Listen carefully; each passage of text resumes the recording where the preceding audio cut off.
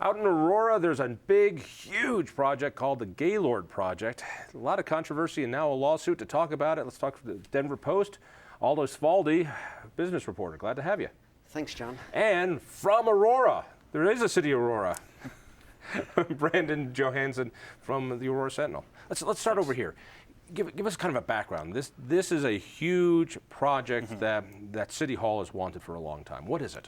It's a hotel and conference center, be built near Denver International Airport. The city announced it in 2011, pledged about $300 million in city tax breaks to Gaylord. Excuse me, $300 million? $300 million just from the city, and about a year later, the state pledged another $81 million for it. So about $380 million.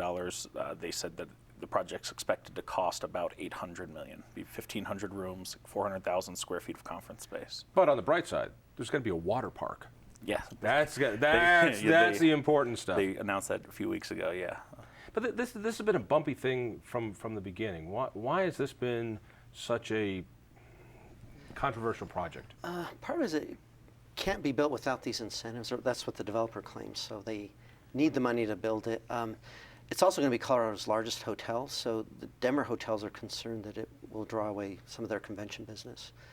And the Gaylord model tends to keep its guests captive. There's not much else for them to do outside the hotel, so they tend to stay. So in other words, people fly, and I once got caught in Opryland. I don't know if it's it's a Gaylord property. Is it a Gaylord? Oh, because it was horrific. It was this this bubble. I walked in, and I didn't walk out for 5 days. I walked outside and saw trees and realized even they were inside. So you go from the airport to this Gaylord project, and then from that Gaylord project back to the airport, and you're gone. You don't see any of Colorado or Denver or the rest of Aurora. So, and the developer's trying to adjust that. He's trying to make it a more integrated design and less of a theme park. But there's a concern. They're big boxes. The other Gaylords are huge hotels, and what do you do with them if they ever fail? I mean. And there's $300 million at least. Some argue several fold of that. Let's talk about how this happened. There's a lawsuit that has been filed by a couple of citizens of Aurora. What's at the heart of that? Essentially, they say that the way that the city went around pledging this money subverts the taxpayer bill of rights. There wasn't an election or anything like that to vote on this tax increase to pay for the project. It sounds like, according to the lawsuit, there was one person, he was a land developer from Denver, who was designated as the owner, basically, of that chunk of land out there, and he voted, yes, go ahead and increase the taxes, and they did. Help me understand this, because I'm still trying to wrap my brain around this. So, first of all, they used something called blight to blight this agriculture land so that they could put in a renewal authority in there and do all these tax breaks.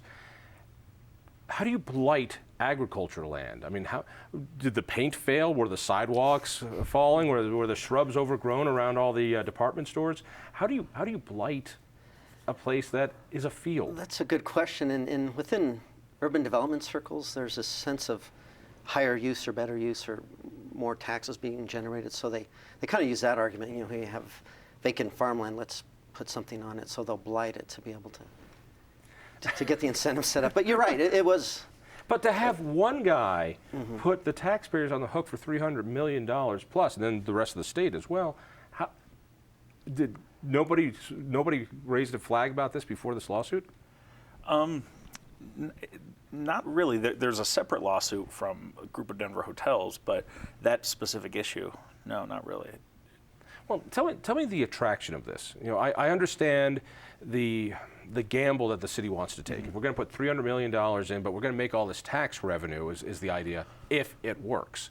And we've seen that sometimes these things don't work. You can put in IKEA with a huge tax break, but if people don't go there, you're out a lot of money. Why is Aurora so attached to this when it seems like the only jobs people are going to have from Aurora are going to be changing bed sheets and cleaning up tables at the restaurants? Well, Aurora's for a very long time wanted a big marquee project. I don't know if you remember, they had a failed project that would have brought a minor league baseball team here that also would have gotten quite a few tax incentives. They had a failed project regarding a racetrack, actually two of those that have failed. Aurora's wanted something like this for a long time, and they wanted a convention center. A lot of Aurora's biggest events every year end up being held in Denver, which is a sore spot for people at City Hall. They don't like that at all. And they want something like this that sort of puts Aurora on the map. They've had it with other projects like the Anschutz Medical Campus, but even that, the city has felt a lot of times like the hospitals there haven't done enough to say they're in Aurora. So What do you mean by that? they, I mean, you talk about a signature project. Yeah. Aurora has, between Chicago and LA, the most impressive medical facility, the Anschutz Center. My handicapped son is there all the time with the Children's Hospital. I mean, talk about a jewel. So that's not a signature project for Aurora? I think it is, and I think the city has felt like it hasn't been touted quite enough. You know, University of Colorado's facilities there have long been called University of Colorado at Denver, and that bothers people in Aurora because it's University of Colorado in Aurora. The city's taken some, at times, funny steps to put up "Welcome to Aurora" signs at the campus, even though when you see that sign, you've been in Aurora for miles at that point. They renamed a street Aurora Court, trying to brand anything they can with the word Aurora so people know that, hey, this great place you're at is part of Aurora. Well, I mean, I get that. By the way, it's not a great place. It's a great facility, but there's a lot of strange businesses, if you will, right around that area. So bring your kids into Children's, but you get to go past the crack whores and some gambling establishments. But that's okay. Why is Aurora so bent on this? I think that the economic development theory the last 30 years has been regionalism, like cooperating. And you know, Denver has the convention center, it has the cultural facilities, the sports venues. So I think this was a sense, Aurora had a sense we want something of our own to call our own. But let me ask you, is that really Aurora's? I mean, it's not even going to be connected to Aurora, is it? I mean, it'll be officially within, Aurora, yeah, but it's in their city limits. Yeah. You want to see a Broncos game. You know, people go there. Only visitors are going to be coming to this thing, right? It'll be out of town visitors and kids who want to use the water park. The water park, which if you're a Aurora resident, you'll have to pay. Hang on. Wait, you have to pay? You'll have to get a room basically to be able to use the water park. So the taxpayers are on the hook for $300 million, but you have to get a hotel room to use the water park. Have access, they just. Who owns Gaylord? Is this a publicly traded company? Yeah, it was. Gaylord's original partner, or Aurora's original partner was Gaylord Entertainment, and maybe a week or two after they received the state incentives, they said, we're getting out of the development business. So, and they sold their operating rights to Marriott International. So Marriott now controls the Gaylord brand, and they're looking for other venues. So they rotate these groups, convention groups, through about 4 hotels, and they're just looking for something fresh to offer.